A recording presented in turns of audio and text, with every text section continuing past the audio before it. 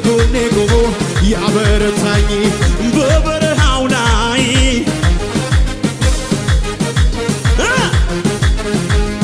እየደጋገፈ ልለወጥ ነው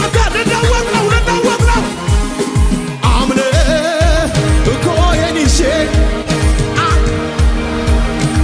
እንዲህ ቆመ ነው እንዴት አለ ያኮ አጃራናሻ በጥብጠው ይረዳኝ ይረዳኝ ጩኸት የለም ለኢየሱስ ይረዳኝ ያገዘኝ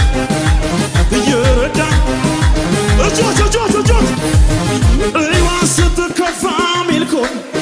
አባቴ ፊት እንዲህ ስሆንም ውርደ